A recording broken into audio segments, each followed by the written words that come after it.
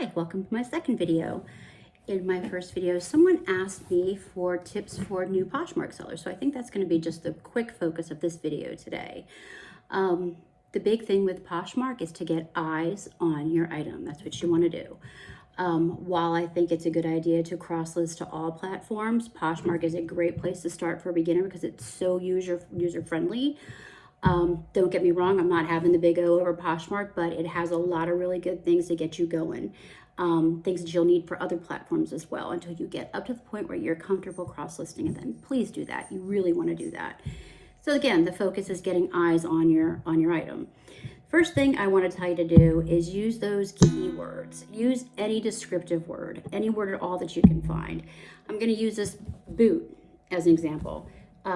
It's a Chuka boot, but a lot of people don't know that. So if you just put Chuka boot in there and someone's looking for ankle boot or buttery leather boot, they're missing out on your item.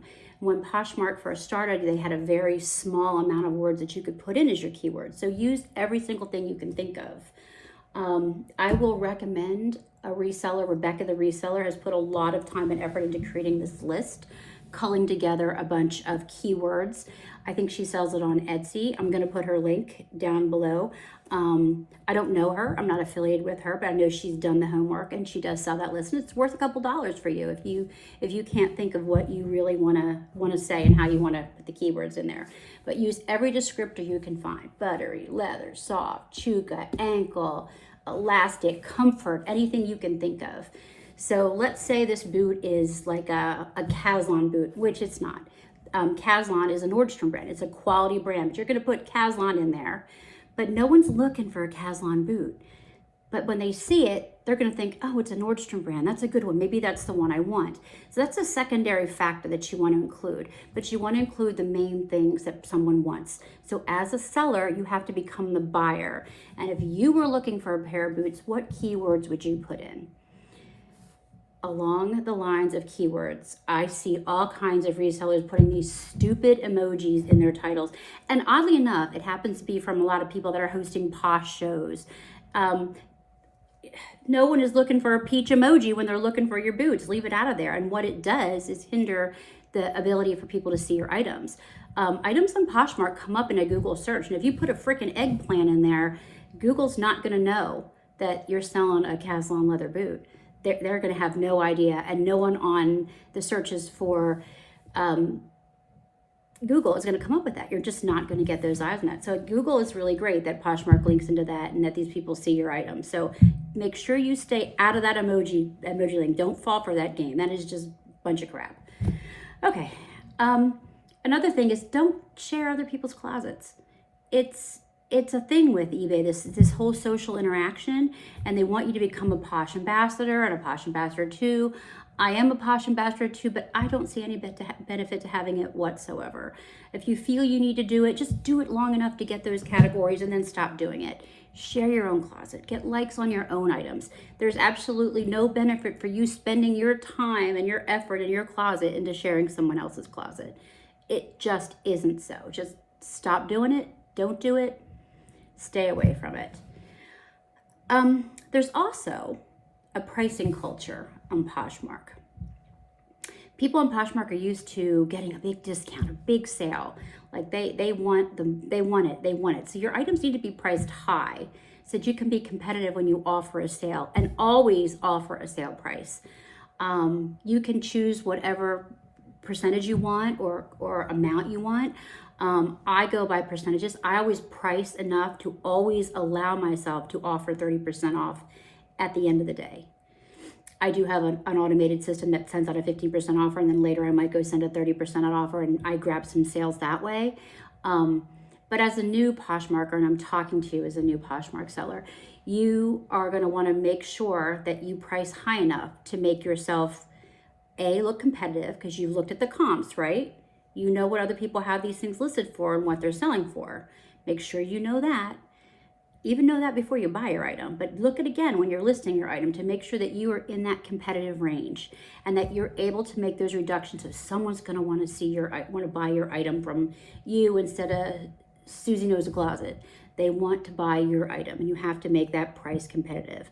Poshmark has taught us that. It's a little silly. if you ask me, but that's how it works. So if you want to be a Poshmark seller, you have to be equipped to play that game.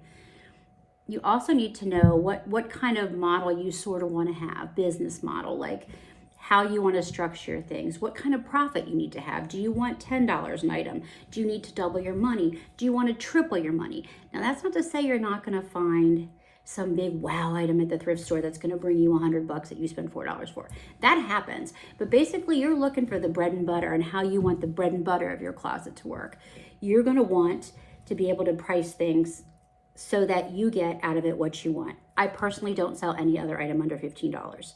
Now, that's not to say that I don't currently have items in my closet that I'll sell for less in a bundle. I have almost 15,000 items in my closet, so I'm not a new Poshmarker. I'm not new to resale. But I have things in there that I listed early on. And my philosophy is eventually everything sells, and it does. But people usually pack those items onto a bundle, and I'm willing to let those items go with the cumulative cost of a bundle. So I will sell them actually for less just to get them out of my closet. But what happens with Poshmark is once you hit $15, they charge you $3 or $2.95, I guess it is, for every item that you sell under $15. So right now, Poshmark is basically charging you 20% per item. But if you're gonna sell a $10 item, they're taking $3 out of that. That ups that percentage to 30%. Is that worth your time? Maybe it is. It's not worth my time. It's not worth my effort. It's okay to get your feet wet if that's what you want to do and you have like a bunch of baby clothes or little things that you're selling that you just want to get out. But also the best way to do those is create a bundle of those and create value and sell all those little pieces all together in one lump instead of doing them little by little. Create value for your item. That's what you really want to do if you have a lot of low priced items. Go with lots. That works really well. I also recommend that you watch a bunch of videos like this one or other ones. A big thing that people like are cores. You might have heard of granny core, cottage core, coastal grandma. The big one right now that's a lot of fun is mob wife chic, which is all the black leather and the leopards and the animal prints and the big chunky gold. So it's like, you have any of those items in your closet right now? Because I just threw that out there. Go back and add mob wife to it. People are looking for that right now. It's fun. It's an aesthetic that's coming out. But these things change over time. Like cottage core is not as big now as it once was. But there are still some people looking. But you need to know what these are. And you need to stay current because you can't throw stuff in your closet and leave it. Lower your prices when your items are no longer saleable and you need to get them out. There's no point in sitting on that stale inventory. You need to be able to change your prices. One other thing that I'm going to mention, and it's so silly that I don't do, that other resellers will tell you, and they'll spend their time doing white backgrounds. I throw it up on my door if I can, but if I'm somewhere else, like I'm on vacation, I'm listing a few items because I like to list every day. I don't worry about the white background. I want my item to look good. I make plenty of sales on most items that do not have a white background. So I don't get that mentality. You want your items to be clean. You want them to have good visibility. You want them to be wrinkle free. You want them to be aesthetically pleasing to your buyer. You don't want to throw it on a bed sheet. People are going to be like, ugh, disgusting, that's gross. And it's kind of gross. But you want to be able to show your item in the best light possible. I don't think it matters if it's on a white background. I'm not going to spend my time using an app to like remove every little thing. And finally, I want to say, eventually get yourself comfortable with cross-listing. There are a lot of really, really, really good apps out there. I personally use One Shop. I never hear about that. I pay $45 a month. It has an inventory system in it. It lets me put drafts in there. So I have like a week of drafts out. So I am listing every day, even if I'm not physically listing every day. It's pushing those items out to my closet. It makes I was terrified of it, but the first time I put an item in there, after the first day, I was a pro and my items were going out to Poshmark and eBay and Mercari and Depop, all those platforms. You really want to expand your closet. And that's an expense you might not have right now. There's, what are the other ones? Like Vendu and List Perfectly. Look into all of them. Some of them have free trials. See what you like. But get yourself there and get comfortable because again, we're going back to the first point I made in this video. Getting eyes on your on your item is what you want. And the more platforms you have, the more eyes you have, the greater chance you have of selling it. You know, you really want to put as much effort into it as you can. And that might be a function of how big your closet is.